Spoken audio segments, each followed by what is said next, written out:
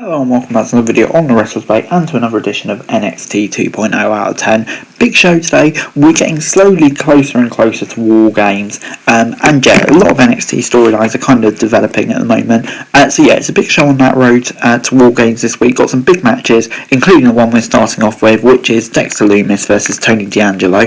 Tony fled the ring as soon as the match started, and Lumis chased him before D'Angelo headed back to the ring and got an early advantage. Lumis then hit him in the head and took him down with a press before Tony locked in a triangle. Dexter then took Tony down before Tony managed to rake Lumis in the eyes off the distraction and hit a fisherman's neck breaker for the win. Mel and Trick attacked Lumis after the match when D'Angelo walked out. They trapped Lumis' hand in a steel chair and stomped him before Gargano walked out to make the save. After the break, Gargano called out Carmelo and Trick, but Pete Dunne came out, followed by Melly and Trick. The NXT North American champion and his partner took shots at Gargano and Dunne, and they fired back before a triple threat match was announced next week for the title. Yeah, this was a fun start to NXT. I'll give it a 6 out of 10, kind of bordering on 7 out of 10. Decent match and decent story development as well.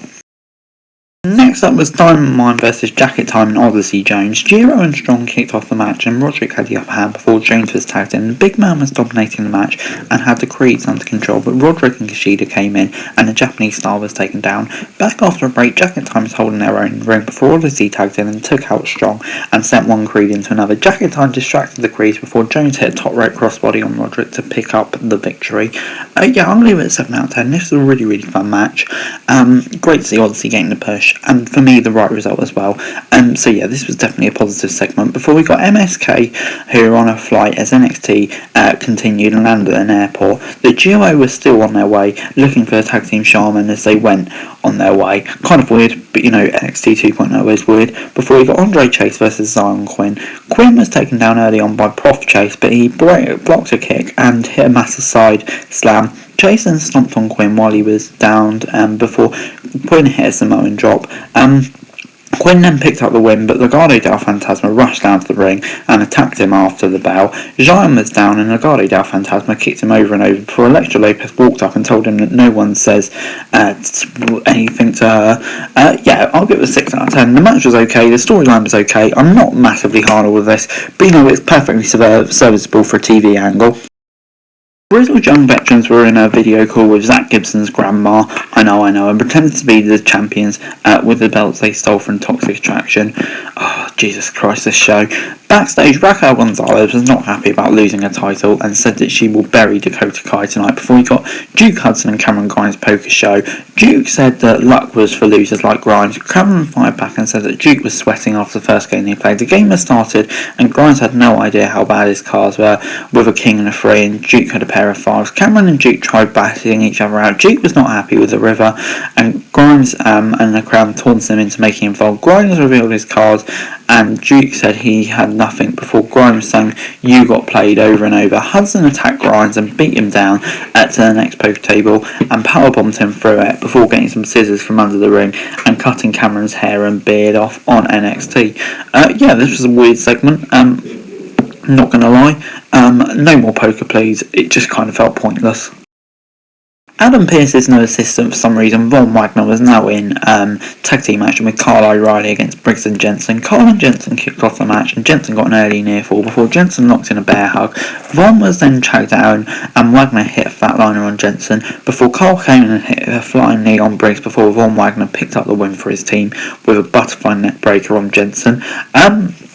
Yeah, it's kind of the stuff that you get really with the new NXT 2.0. Von Wagner, the new guy, picking up the win in a win for the babyfaces, and his Kyle O'Reilly Von Wagner thing continues. It was fine, I'll give it a 6 out of 10. Before Dexter Lumis was still recovering after the attack, and Indy Hartwell sent Persia Pirotta to compete alone. Last Legend were then back with her show, and Grayson Waller was the guest. Waller stressed about the fact that social media game is more important than WWE. Legends added nothing to the value of Waller and trashed on the likes of LA Knight before moving on. I mean, it was what it was, nothing really to say. Before Pirotta was facing a developmental talent and unloaded on her straight away. A couple of kicks later, she lifted both opponents and hit a double slam. Robert Stone was watching on, and Pirotta got distracted momentarily, but she picked up the pin off an F5 as NXT 2.0 missed on. Yeah, 6 out of 10, nothing much really to say, to be honest.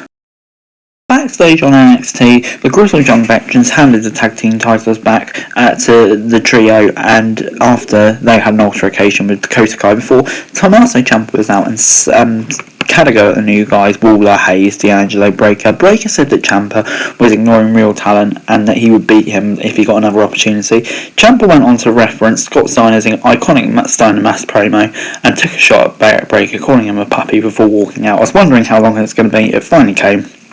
So happy it came. Can we build on this more, please? Gonzalez and Kai were then fighting in the main event. Gonzalez unloaded on Kai as the match started, and she tossed her around the ring like a rag doll. Raquel then dropped Kai on the floor outside before smashing her head onto the apron.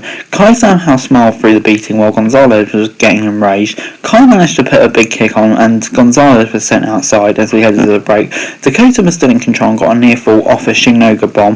A turnbuckle was exposed by Kai. Gonzalez then dodged the shot, but Toxic Attraction came and attacked Raquel. The former women's champ was overpowered by Toxic Attraction and Cora Jade.